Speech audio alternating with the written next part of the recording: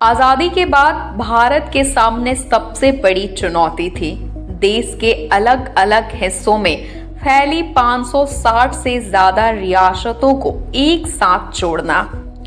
लेकिन उस समय हमारे देश के पास एक ऐसा मजबूत नेता था जिसने यह मुश्किल काम संभव कर दिखाया। उसका नाम है सरदार वल्लभ भाई पटेल।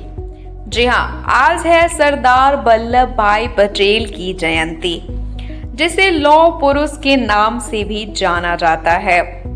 सरदार वल्लभ भाई पटेल देश के पहले उप प्रधानमंत्री और गृह मंत्री थे।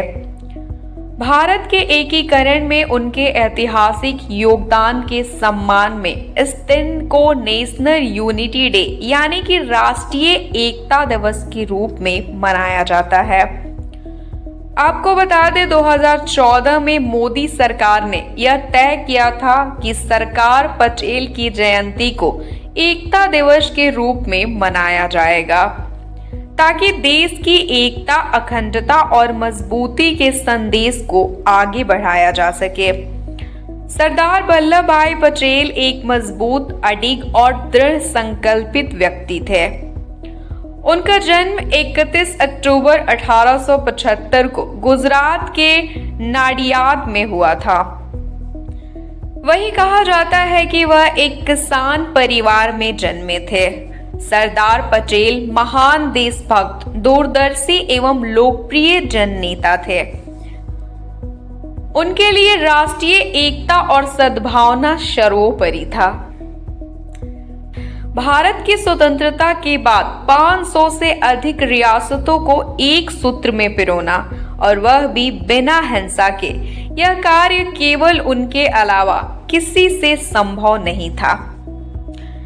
उन्होंने जिस प्रकार से आजादी के बाद देश की मौजूद चुनौतियों का सामना करके राष्ट्र की एकता में अहम भूमिका निभाई है, उसके लिए देश हमेशा उनका कृतज्ञ रहेगा।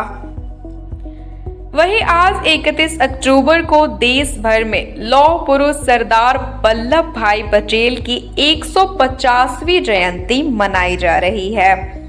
इस अवसर पर देश भर में जगह जगह पर रन फॉर यूनिटी कार्यक्रम का आयोजन भी किया जाता है।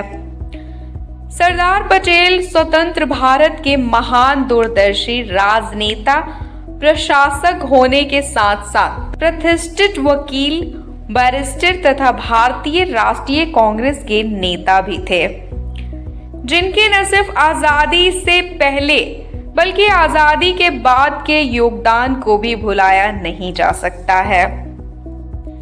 आजादी मिलने के बाद सरदार पटेल ने पूरे राष्ट्र को एकता के सूत्र में पिरोने में सबसे महत्वपूर्ण भूमिका निभाई थी।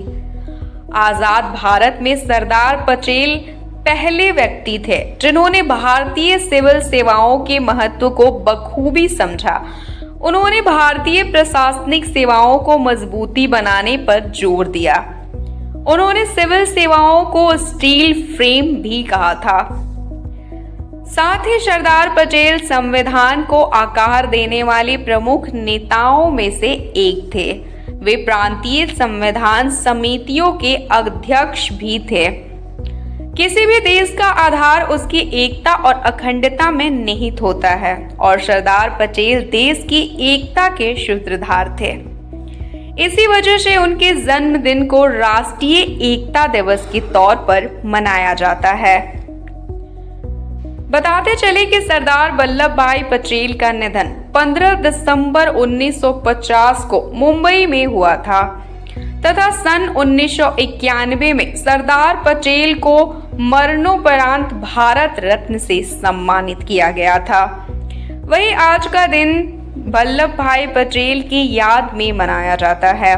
उन्होंने देश के सैकड़ों रियासतों में एकजुट कर भारत के नक्शे को एक रूप दिया, इसलिए उन्हें भारत का लौह पुरुष भी कहा जाता है।